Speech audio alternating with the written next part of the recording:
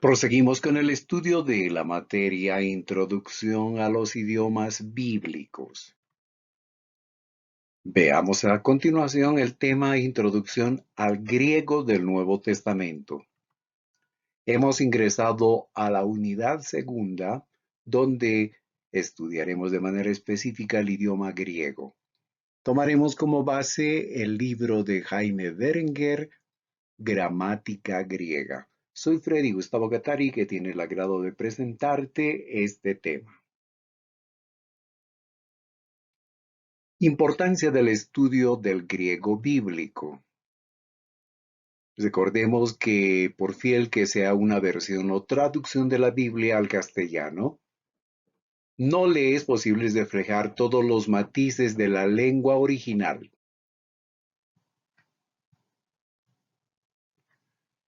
La lengua griega es muy rica en matices y distinta de la lengua castellana en varios aspectos. Es necesario conocer el lenguaje original de la Biblia para encontrar esos matices precisamente y descubrir el sentido más cercano de lo que Dios quiso decir a través de los pasajes bíblicos. Es útil conocer para comprender qué versiones o traducciones son más fieles a los textos en griego. Es importante para efectuar una interpretación más fiel al sentido del idioma original. Un poco de historia con relación al idioma griego. Indoeuropeos procedentes del norte introdujeron el griego primitivo en la península de los Balcanes o península balcánica en el segundo milenio antes de la era cristiana. Más tarde, pueblos procedentes del Asia septentrional y del Asia central llegaron hasta las tierras fértiles del sur y se asentaron en varias regiones de Grecia. En consecuencia, aparecieron dialectos como el arcadio chipriota, el dórico, el eólico y el jónico. Aquí tenemos un mapa que nos da una idea de la península de los Balcanes. En la parte central está todo lo que conocemos como el territorio griego actualmente y también en esas épocas. Si ustedes ven en la parte del sur, encontramos la isla de Creta en la parte de abajo. Luego, cerca a la parte central está la región del Peloponeso.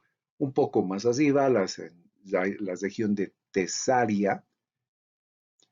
Más arriba, la región de Macedonia, la región de Tracia. Entonces, esas tribus indoeuropeas vinieron desde el norte y se asentaron en estas regiones.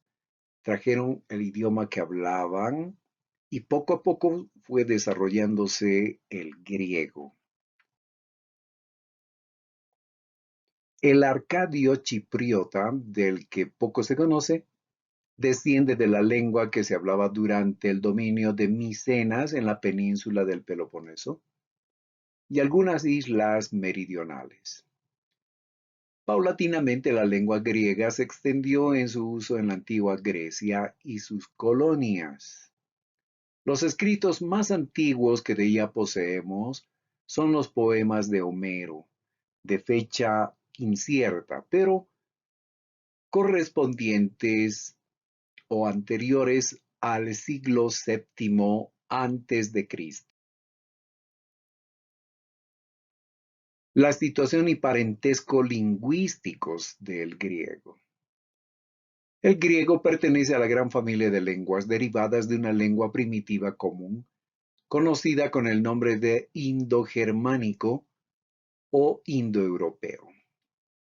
Parte de esa gran familia lingüística son, por ejemplo, el sánscrito, el idioma persa, el armenio, el albanés, el latín el idioma de los celtas, el germano o idioma de los primitivos alemanes, el balcánico eslavo. Los dialectos griegos. El jónico fue hablado en Eubea, en las islas Cícladas y en Esmirna, también en Éfeso y Mileto. Es la base de la lengua del gran poeta Homero, de Hesíodo y Heródoto. Además tenemos otro dialecto como es el eólico, hablado en la isla de Lesbos, en Tesalia y en Beocia. En ese idioma compusieron sus poesías Alceo y Safo de Lesbos. Otro dialecto que es el dórico, hablado en el Peloponeso, en la parte sur de la costa del Asia Menor, en las islas de Creta y Rodas y en la Gran Grecia. Es la lengua de Piro, de Teócrito y de toda la poesía bucólica y las composiciones corales de aquellos años. Un poco más sobre los dialectos griegos. El griego ático, hablado en Atenas y en sus alrededores, de ahí su nombre. Ático proviene de Atenas. El ático como lenguaje literario llegó a superar a todos los demás dialectos, principalmente en los siglos V, siglo de oro de Pericles, y el siglo IV antes de Cristo. En ese idioma, en ese dialecto, el ático, escribieron grandes autores de la literatura griega, como por ejemplo los poetas trágicos Esquilo, Sófocles y Eurípides, el poeta cómico Aristófanes, los historiadores Tucídides y Xenofonte, el filósofo Platón, y grandes oradores como Lisias, Demóstenes y Esquines.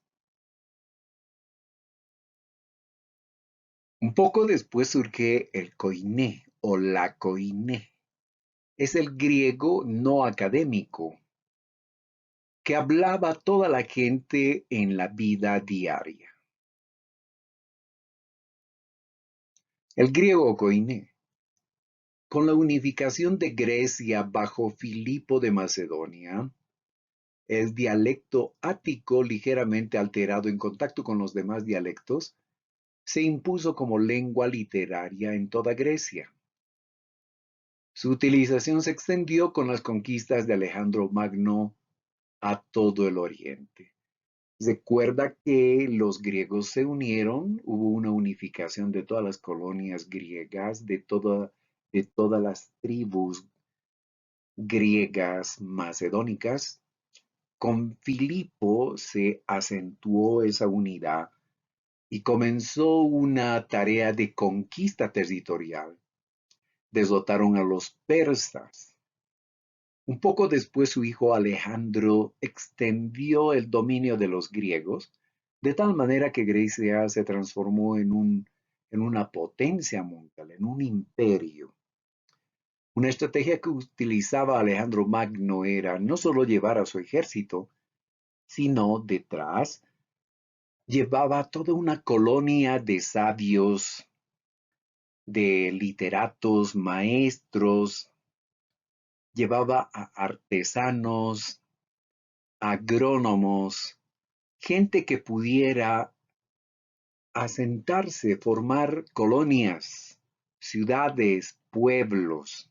Por lo tanto, Alejandro Magno conquistaba territorios e inmediatamente ocupaba esos lugares con la gente que llevaba desde Grecia. Sometía a los pueblos alrededor y esos pueblos comenzaron a aprender el griego. De esta manera el griego se extendió de una manera impresionante.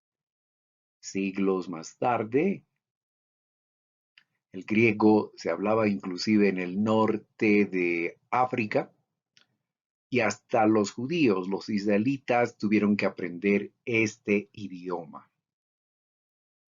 El dialecto que se había formado, llegó a llamarse lengua común, en griego koiné dialectos. En esa lengua escribieron, por ejemplo, el filósofo Aristóteles, el historiador Polibio y el moralista Plutarco. Un poco más sobre el griego koiné. Durante el primer siglo, el griego koiné constituye el fundamento del griego bíblico, así del Antiguo como del Nuevo Testamento. La Septuaginta, traducción del Antiguo Testamento, fue realizada en griego koiné. Todo el Nuevo Testamento fue escrito originalmente en este dialecto. Luego se fue difundiendo este idioma en muchos lugares y por supuesto la escritura se fue difundiendo también por medio de diferentes escritos como las cartas de los apóstoles. Los apóstoles escribieron en griego koiné. Posteriormente, el Imperio Romano se divide en dos y surge el Imperio Romano de Oriente y el del Occidente. El Imperio Romano de Occidente cae primero y sobrevive el Imperio del Oriente. ¿Qué idioma se habló en esa parte del Imperio Romano? El griego.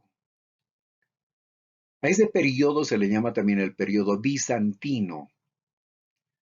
Y la lengua griega perdió su antiguo carácter por la evolución de sus formas y por la mezcla de elementos extraños. Si bien se hablaba griego, sin embargo, hubo una combinación, una mezcla, una adición de varios elementos de las culturas de esa parte del Imperio Romano que había sobrevivido.